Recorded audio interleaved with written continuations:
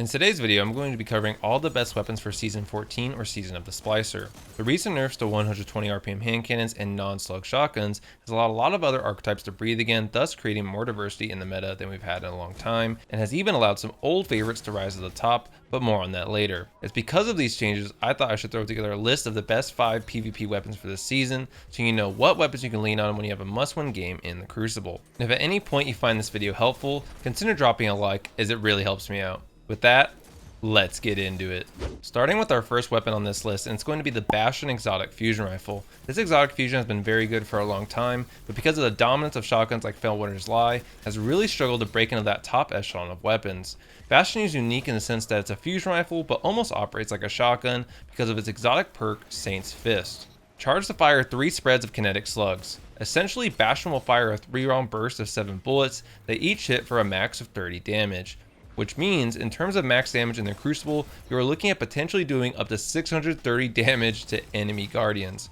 This makes Bastion incredibly forgiving since you need only land 1 of 3 bursts to kill an enemy guardian, and equally effective at shutting down supers. On top of that, Bastion also has the ability to reliably secure kill around the 16-meter mark.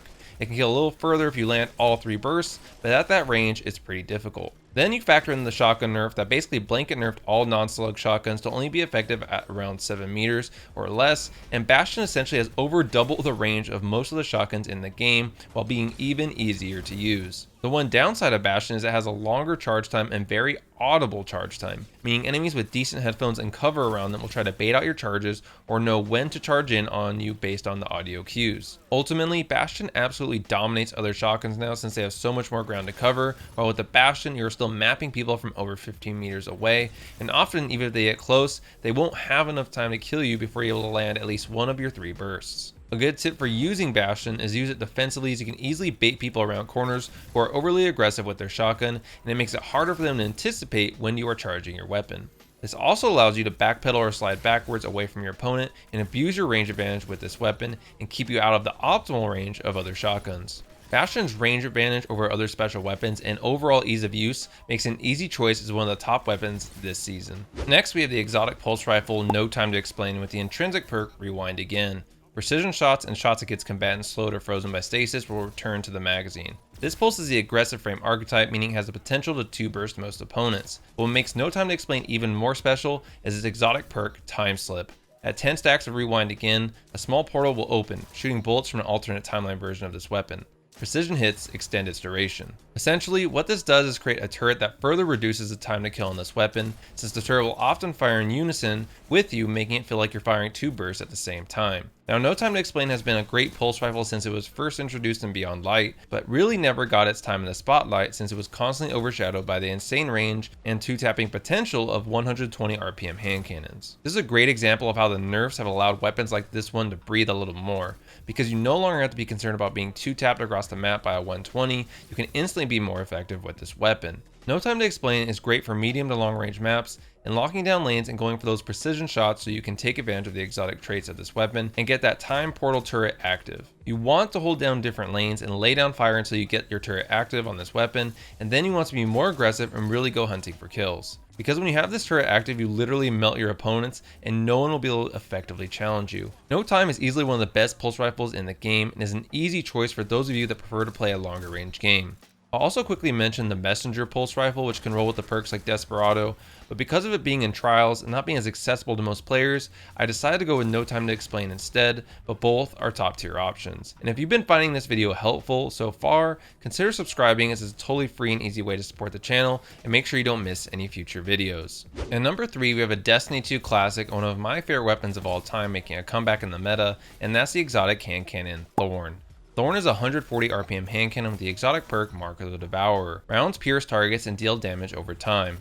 Kills with this weapon leave behind remnants. It's this exotic perk and the remnants that Thorn leaves behind, along with its intrinsic burn damage, that makes this weapon so potent. When you pick up a remnant, you get a Mark of the Devourer and partially refill your magazine. This takes Thorn's burn damage for 1 tick of damage to 7, allowing you to 2-tap guardians running 6 resilience or less. The benefits of Thorn's tick damage goes beyond just doing damage. Because of those extra ticks of damage, it also does wonders when it comes to delaying your opponent's recovery, allowing you to close the gap and finish the kill before they can start regenerating their health. It's also helpful for tracking those same opponents since you can see they take damage through walls. Combining all these factors together translates into Thorn applying a lot of pressure to enemy team because they have to account for the longer recovery time and their vision being impaired by the burn damage from Thorn. But the one thing you need to account for when using Thorn is it does have a lower range stat than most other 140s at 54, so you want to play more in that mid-range with this weapon, or make sure you don't try to ego challenge a higher range 140 from long range. But what Thorn lacks in range, it more than makes up for in handling. With a handling stat of 85, this makes Thorn feel snappy and responsive, and an amazing complement to a shotgun with quick draw or surplus. Because of Thorn's handling, this means you can draw out or stow Thorn very quickly. This complements shotguns very well, especially since the nerf. Because shotgun's overall range got nerfed, but the damage drop off is farther, it makes shotguns less effective at deep one-shot kills and better for long-range cleanup shots.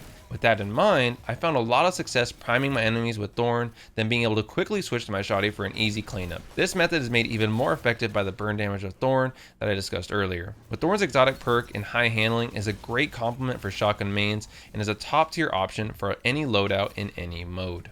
I also have a community Discord where you can ask questions about the best weapons, show off your favorite roles, builds, and even Destiny fashion. So consider joining using the link below to link up with other Destiny players. At number 2 we have Duality, which probably benefited the most from the shotgun nerfs out of any weapon. That's because this weapon possesses the perks of a slug and pellet shotgun thanks to its exotic perk, Compression Chamber. Fires a pellet spread in hipfire or a single high damage slug while aiming. It's this exotic perk that allows players who use Duality to get the best of both worlds when it comes to shotgunning. You get the range of a slug shotgun that now outranges pellet shotguns even more thanks to the nerfs. Then you also get the ease of use of the pellet spread when hip firing for those moments when you don't have time to ADS. If that didn't sound good enough, then you throw in the catalyst that really takes this shotgun stats to the top of its class. The Duality catalyst will give your Duality 96 range, 82 stability, and a max of 8 shots in the magazine, allowing you to fire slug after slug for some sick multi-kills. Duality has always been criminally underrated, but about a season ago started to gain more popularity as more people started to give this weapon another try. Add in the latest shotgun range nerfs, and now Duality stands head and shoulders above the competition, as most slug shotguns do,